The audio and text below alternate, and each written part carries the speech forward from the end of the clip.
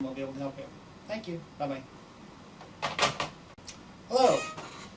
If you've purchased this videotape because you're thinking about filing for bankruptcy or you know someone that is, you've done the right thing. So, 5 good reasons that you don't want to wait till the last minute because you want to plan. If you're going to file for bankruptcy, you should be planning in advance, at least 6 months in advance. You don't wait till the last minute. You wouldn't do that with any other kind of a business situation. You need to take control. Too many times I have people come into my office and they're running away from the collectors. They'll tell me that they haven't even opened up statements or envelopes from their creditors for 6 months because they just don't even want to deal with it. They feel so devastated. It's like they don't even want to look at the bills. And that's not a way to approach anything. You need to, if you find yourself in that kind of a situation, you need to start doing whatever you can to make things work. Talk to your creditors. See who's workable and who's not. Do whatever you can. But plan. If you're going to file bankruptcy, plan your bankruptcy out.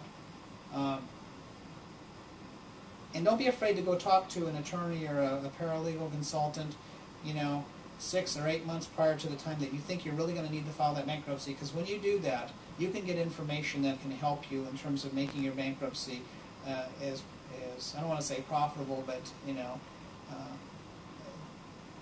as worthwhile as possible under the circumstances. I mean, because you're going to pay one way or another in terms of how you're treated by creditors from that point onward. So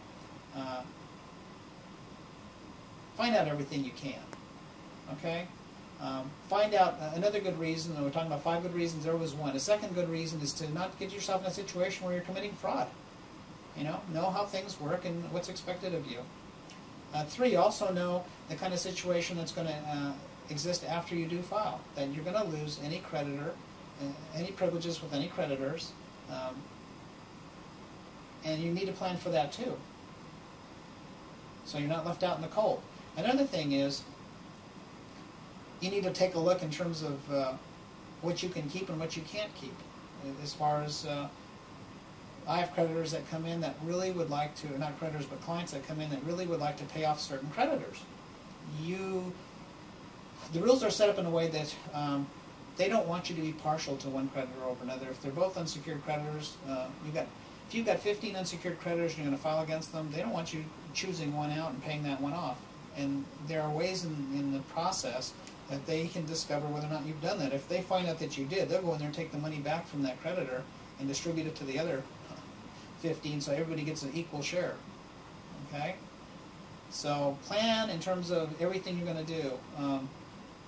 And think in terms of future debts. I mean, you need to take a look. If you have medical problems, a lot of people come into my office and file for bankruptcy or want to know about filing for bankruptcy because they had an ailment, some type of a medical difficulty, and as a result, they've had to have $20,000 worth of surgery or whatever, or hospital stays, and they know they're going to go back in for another $20,000. Clearly, the time to file for bankruptcy is not before they know they're going to go in for another $20,000. Okay, if that's the situation, you wait till you know you're done. If you're in a situation that you can't afford it anyway, and you file in the middle of all that, you're going to come out of the bankruptcy owing another $20,000. That is not going to resolve your situation, and that's what the bankruptcy procedure is supposed to do, is basically get you started, resolved, so that you can go forward and start your life again without being devastated. And so if you're in that kind of a situation, again, another good reason to plan is to take a look at your situation, where you've been and where you're going. And if you think you're going to go into a more debt-producing situation, then that is not the time to file. Okay? So, we're getting down to the end of the tape here, and the book I'm going to tell you about